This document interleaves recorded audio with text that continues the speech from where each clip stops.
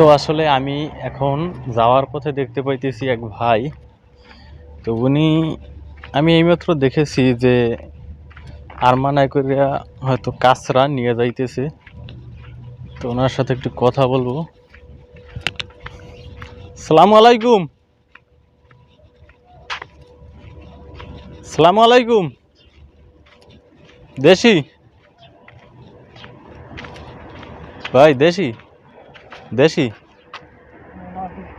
Indian. किधर ही काम कर रहा है? उसका अंदर ये रोड था ऊपर। क्या काम कर रहा है वो? खजूर बागान अंदर। खजूर वगैरह बकरी वगैरह इधर ही रहता हूँ तब खाते हैं। और बकरी का काम। कितने रुपया सैलरी दे रहा है? 1400 दे 1400। हाँ कितने? हाँ, मैं बांग्लादेशी। कितने साल आया इधर ही? 2 साल हो गए। 2 साल हो गया। ये बीचा में आया, ये बीचा अंदर ही आया, ये खजूर बागान। हाँ खाना कितना आपका ना वो? मेरा ही है। खाना आपका 1400 रियाल अंदर। बहुत मुश्किल। काम कितने आसान आसान नहीं, वो ज़्यादा तकलीफ हुआ? अभी तो नहीं है इतना अंदर, तो वो खजूरों का टाइम नहीं होता, खजूर पान का निकालने में नमाज का खजूर का टाइम ज़्यादा तकलीफ होगा, अभी थोड़ा आसान होगा। अभी बस ये रिग वगैरह मारना थोड़ा बहुत बकरियों का करना बस। तो तुम्हारा साथ और बंदा नहीं है ना? एक आदमी काम कर रहा है? एक आदमी काम कर रहा है ना और बंदा है तुम्हारा साथ? तुमको साथ और बंदा है? नहीं एक आदमी।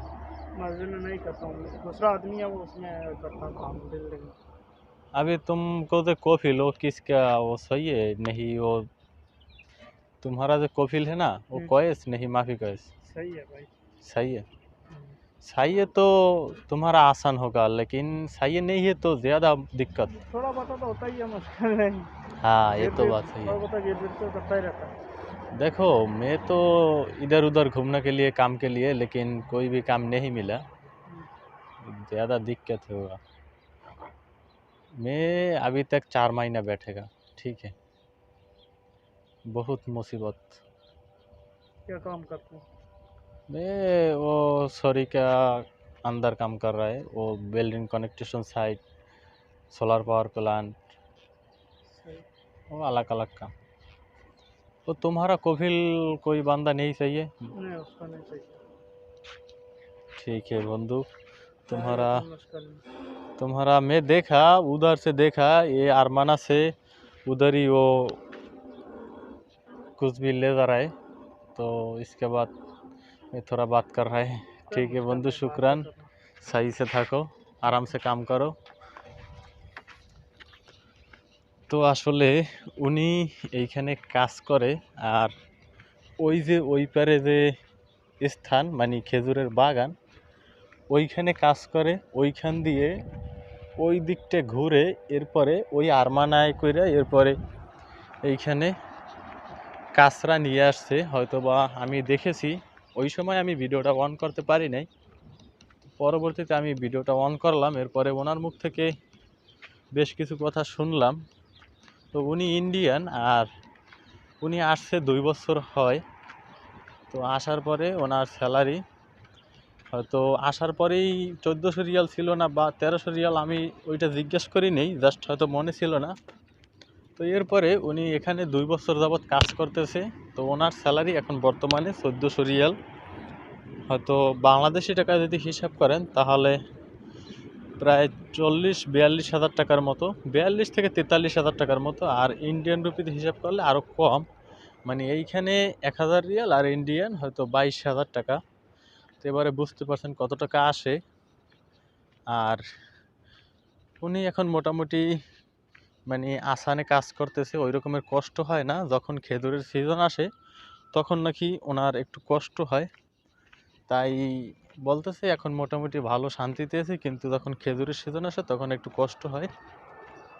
তো পরবর্তীতে বললাম যে ভাই তাহলে কাজ করো, আমি তো কাজের জন্য ঘুরতেছি এদিক ওদিক, কাজ তো পাইতেছি না। তো আসলে লোকটা সরল সোজা এবং খুবই মানে নরম, ওই রকমের মানে টাউট না বা চালাক চতুর না। মানে এক কথায় বাংলাদেশে কিছু কিছু লোক আছে যেগুলো হয়তো মানে ব্যাবরা কোয়ালিটির, ওই ধরনের আসলে লোকটা। আর যাকে দিয়ে হয়তো বা বাংলাদেশে বসে বা ইন্ডিয়াতে হয়তো কোনো কাজকর্ম হয় না, তো সেও কিন্তু এখানে আইসা এরপরে আমাদের বাংলাদেশি টাকা হিসাব করলে 42 থেকে 43 হাজার টাকার মতো ইনকাম করে। হয়তো বা খানা তার নিজের, সব কিছু মিলিয়ে খানা বাবদ হয়তো বা দেখা গেছে 300 রিয়ালের মতো যায়। তো অ্যাভারেজে 30 হাজার টাকা সলিড রাখতে পারে প্রতি মাসে।